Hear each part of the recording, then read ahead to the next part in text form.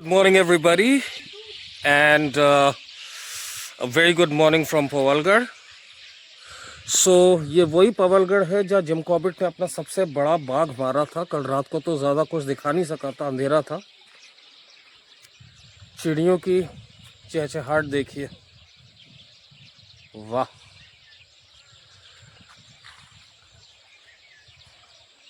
जैसे मैं कल दिखा रहा था, इस तरफ से कोटाबाग का इलाका आ जाता है ऊपर, और यहाँ से अगर आप सीधे सीधे इन पहाड़ों के पीछे जाएंगे तो जिम कॉर्बेट के विंटर होम कालाडूंगी पहुँचेंगे. और ये जो आपको जंगल देख रहे हैं इस तरफ, ये सीताबनी जोन से कनेक्ट करता है. तो यहाँ आगे से जो सफारी गेट है, वहाँ से सीताबनी को सफारी भी जाती है.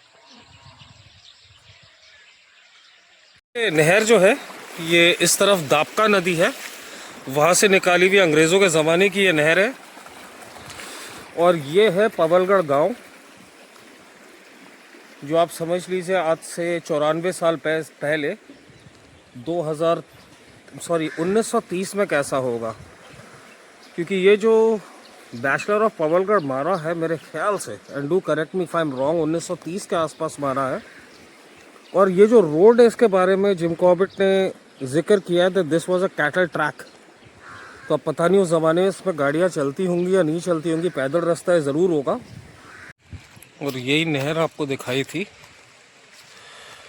और ये रोड जा रही है कोटाबाग को, और ये एक सफारी ट्रैक है. इसके अंदर मैं गाड़ी लेन जा नहीं पाऊँगा. ये कालाडूंगी से कनेक्ट करती है.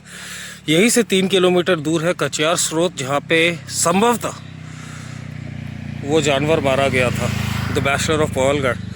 और वहाँ से जिम कॉर्बेट राइटली सेट कि कालाडूंगी से वो करीबन 3 मील या 3.5 मील उनके विंटर होम से दूर है. यहाँ से अंदर चलिए, कोई नहीं, स्टोरी तो हम कंटिन्यू करेंगे इस जंगल में.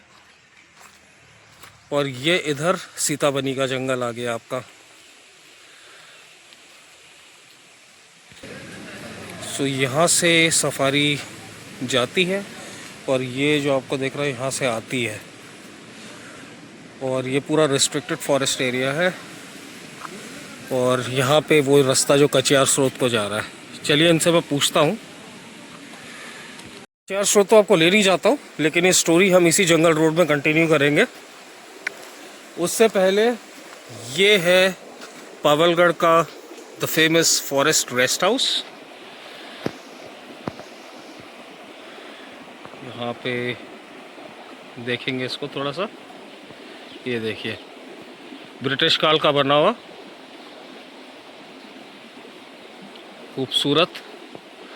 अभी खुला तो है नहीं, ना तो अंदर से दिखाते आपको. Very nice. बेहतरीन जंगलों की आवाज़ें आ रही हैं. So going back to the story guys, ये वही 1930 के ज़माने की बात है. इस इलाके में पवलगढ़ में जहाँ भी हम थे, और ये जो उसका जंगल है, और ऑफ कोर्स लेफ्ट साइड में उसने काफ़ी दिखता था. 10 साल काफ़ी अच्छे से रहा वो. और 10.5 फुट या उससे थोड़ा और बड़ा बाघ था वो.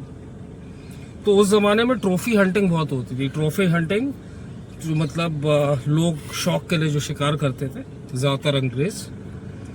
तो उसको मारने की काफ़ी कोशिश हुई, लेकिन बड़ा चतुर बाघ था. और उस ज़माने में ये था कि बहुत सारे हंटर्स रात में बैठ के हंटिंग करते थे.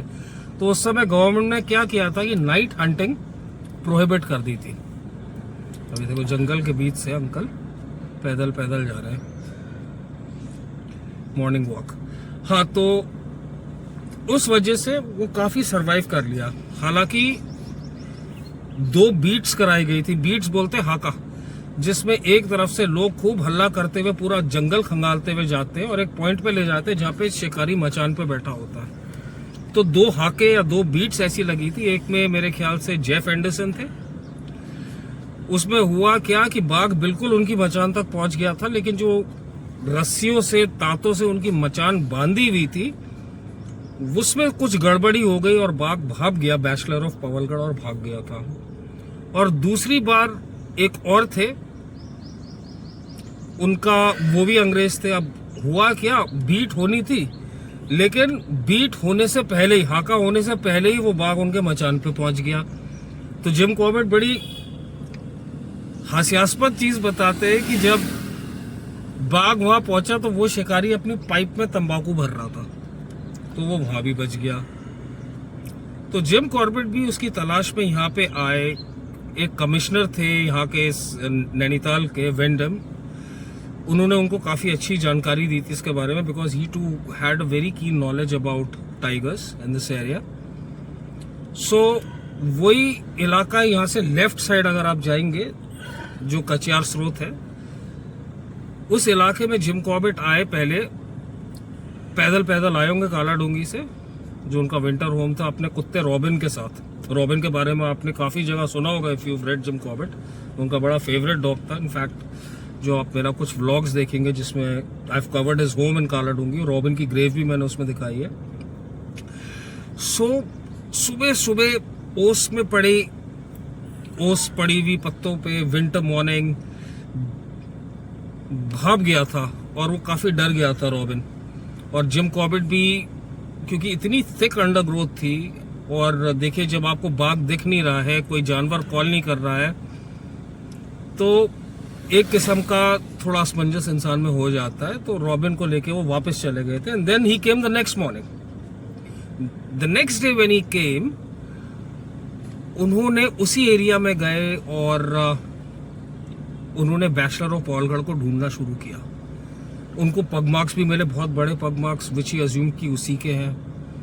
और काफ़ी कोशिशों के बाद जब वो नहीं मिला, जिम कॉर्बेट की एक बड़ी खास आदत थी, वो बाघ की आवाज़, उसकी कॉलिंग को इमिटेट कर लेते थे। तो संभवतः क्योंकि वो एक मेटिंग सीजन होता, उन्होंने एक टाइग्रेस की आवाज़ निकाली, और निकालते निकालते जैसे एक पेड़ पे चढ़े, and it was immediately responded by the bachelor of Powalgarh. उनकी कॉल का रिस्पॉन्ड कर रहा था। करते करते करते जिम कॉर्बेट एक ओपन ग्राउंड में आ गए, उस तरफ कचियार गधेरे के पास, और वहां पे जमीन में लेट गए घास में। अब जिम कॉर्बेट वहां पे बताते हैं कि झाड़ियों के अंदर से जिस हिसाब से उसकी आवाज आ रही थी, उनको लगा कि 30 सेकंड में वो आ जाएगा, लेकिन वो 30 सेकंड में आया नहीं। तो जिम कॉर्बेट ने 80 तक गिना, तब उनको झाड़ियों में एक हलचल दिखाई दी। He wanted the tiger to appear, लेकिन वो पूरा आया नहीं। उनको उसका हल्का सा चेहरा दिखा। सो उन्होंने एक एम लिया अपनी, because that day he had taken his .450 क्वाड्राइट राइफल। उन्होंने एम लगाया और शूट कर दिया। शूट करने के बाद भैया जिम कॉर्बेट बताते हैं कि बाघ, उनको लगा कि उसी समय गिर जाएगा, क्योंकि .450 जो कैलिबर होता है बहुत हेवी कैलिबर होता है, उसे तो इमीडिएटली मर जाना चाहिए। And he had shot him on his skull, खोपड़े में मारा था। उसके बाद बाघ ने दिखाया तांडव, बताते नीचे एक पेड़ गिरा हुआ था, बाघ उछला है और उसके आसपास की जितनी टहनियां लकड़ी थी वो पूरी फाड़ दी। जब तक आखिरी उसकी ब्रांच वो नहीं फाड़ सकता तो उसने किया, और उसके बाद मामला सन्नाटा, और शाम भी हो गई थी। तो जिम कॉर्बेट आ गए वापस। उससे पहले उसी सुबह जब जिम कॉर्बेट गए थे तो उनको एक आदमी दिखा था वहां पे, जो कि पेड़ में चढ़ा हुआ था, और नीचे उनको उसकी भैंसों की घंटियां बजने की आवाज आई।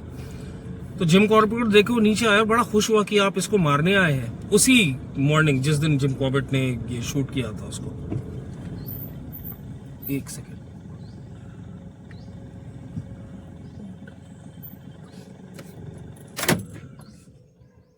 गाइस देखिए बाकिंग डियर की कॉल हो रही है।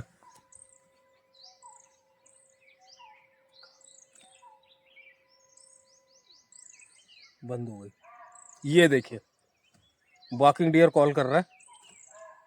ये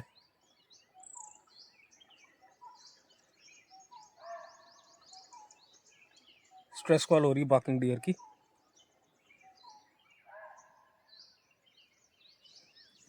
और मेरे ख्याल से वो जो पेड़ दिख रहे हैं आपको, उसी के नीचे से आ रही है। ये देखिए,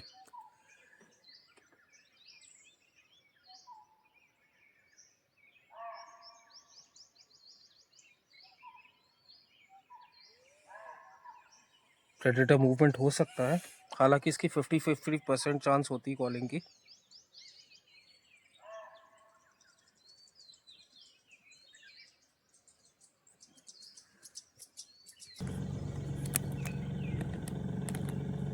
सेकंड।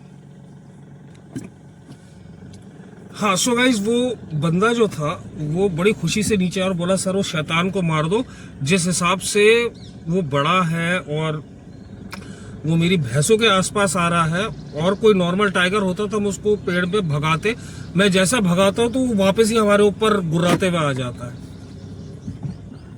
तो एक ये वो न्यूज मिली थी। उसके बाद देखिए गाइस कुछ तो है, मेरे ख्याल से नेवला है, क्या है, नेवला टाइप था, हाँ अंदर घुस गया, नेवला था, पूंछ ही दिखी उसकी।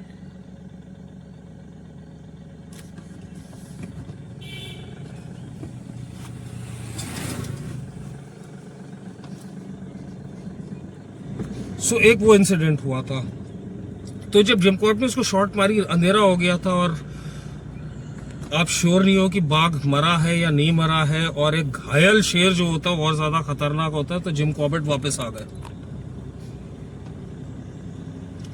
उसके बाद अगले दिन जिम कॉर्बेट फिर से गए खोजे, लेकिन नहीं मिला। उसके तीसरे दिन जब जिम कॉर्बेट गए हैं तो उनको वो बंदा भैंस चराने वाला फिर से मिल गया और बोला कि सर मैंने उस दिन जिस दिन जिम कॉर्बेट ने शूट किया था, बोले मेरे को 2 टाइगर्स की आवाज आ रही थी। अब जानते हो 2 टाइगर्स की आवाज क्या थी? वो वही थी जो एक को जिम कॉर्बेट आवाज उसकी इमिटेट कर रहे थे और दूसरा जब टाइगर रिस्पॉन्ड कर रहा था। तो ठीक है, उसके साथ जिम कॉर्बेट ने उसकी भैंसों के साथ साथ गए आगे देखने के लिए। तो जहां पे उन्होंने टाइगर को मारा था वहां पे कुछ पुराना ब्लड पड़ा था और कुछ नया ब्लड पड़ा था, लेकिन उनको कुछ सफलता मिली नहीं वहां पे। अब चौथे दिन जिम कॉर्बेट फिर से गए और इस बार वो अपने साथ एक शॉटगन भी लेके गए और खूब सारे कारतूस भी लेके गए। अब उन्होंने किया क्या, पहले एक पेड़ पे चढ़े, उसके आसपास झाड़ियां देखी जहां खून के धब्बे थे, वहां पे 3-4 उन्होंने शॉट्स मारी। फिर दूसरी जगह गए, ऐसे करके उन्होंने बहुत फायर की। और फिर वो थोड़ा सा और आगे गए तो उनको धूप में आई गेस ही फाउंड वहां पे एक रेड ऑब्जेक्ट मिला, और रेड ऑब्जेक्ट को उन्होंने ध्यान से देखा तो वो टाइगर था, क्राउच करके उनकी तरफ देख रहा था। उन्होंने 2 बुलेट्स और मारी हैं और वो टाइगर को वहीं धराशायी किया, and that's how he was able to kill the bachelor of Pawalgarh. But the मुद्दा इसमें ये है मेन कि he was not a man eater, and जितना भी मैंने पढ़ा इट वाज मोर और लेस लाइक ट्रॉफी हंटिंग जो उन्होंने मारा है उसको। अब ये भी कह सकते हैं आप कि वो संभवतः आगे चल के मैन ईटर बन जाता, लेकिन यहाँ के लोगों ने, जैसे उन्होंने खुद ही ने मेंशन किया है कि he had seen that tiger for good 10 years यहाँ के लोगों ने, और तब तक वो मैन ईटर बना नहीं था। तो this is again a debatable question. So चलिए, ये तो थी स्टोरी बैचलर ऑफ पावलगढ़ की। सो आज मैं पावलगढ़ में था तो मैंने सोचा कि थोड़ी बहुत ये स्टोरी आपको सुना दूं। हालांकि ये स्टोरी मैंने बहुत पहले पढ़ी थी, सो इसमें अगर कोई भूल चूक हुई हो तो माफ कर देना, and you can also correct मी जहां जहां मैं गलत हुआ हूं। अभी जहां पे काकड़ कॉल कर रहा था वहां पे एक बार फिर चलते हैं। एनी तो हाँ, जंगल इस टाइम बहुत ड्राई है। हाँ ड्राई है। अभी 1 महीने बाद जैसे बरसातें शुरू होंगी, हाँ, बिल्कुल ग्रीन हो जाएगा। गाइस देखिए आगे, अरे यार बाइक आ रही है, चले जाएंगे यहाँ से, यहीं से दिखाते हैं आपको। 2 है, 2 3 है। चलो चलो चलो डियर है। चलो चलो चलो, होंगे चलो चलो चलो।